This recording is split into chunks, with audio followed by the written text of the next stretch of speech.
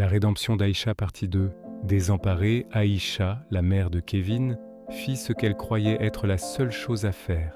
Elle consulta un marabout réputé, persuadée que l'amour de son fils pour Adeline n'était pas naturel et qu'il avait été victime d'un envoûtement. Assise dans une pièce baignée de l'odeur d'encens et de plantes séchées, elle expliqua, la gorge nouée, sa détresse face à la relation de son fils. Le marabout l'écouta attentivement, puis, après une courte incantation, lui tendit un petit caillou noir et lisse. « Déposez-le sous son lit », lui dit-il d'une voix grave. « Cela brisera le sortilège. Il s'éloignera d'elle. » Aïcha rentra chez elle, un mélange de soulagement et d'appréhension dans le cœur. La nuit tombée, elle se faufila dans la chambre de Kevin et glissa discrètement le caillou sous le matelas.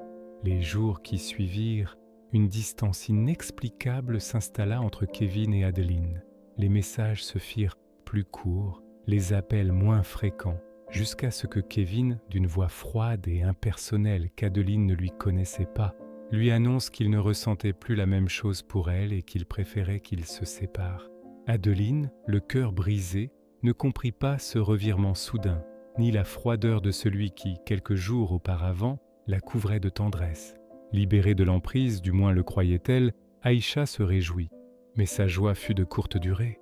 Kevin, qui n'avait jamais été un coureur de jupons, commença à enchaîner les conquêtes, multipliant les relations éphémères. Il rentrait tard le soir, parfois avec une nouvelle femme, parfois seul. Sa mère tenta de lui parler, mais Kevin, distant, ne l'écoutait plus. Il était devenu une autre personne, un inconnu qui semblait chercher quelque chose qu'il ne trouvait jamais. Des années passèrent ainsi, et Aïcha observait impuissante son fils dérivé. Elle revit le marabout. « Mon fils n'est pas posé, il n'a toujours pas d'enfant.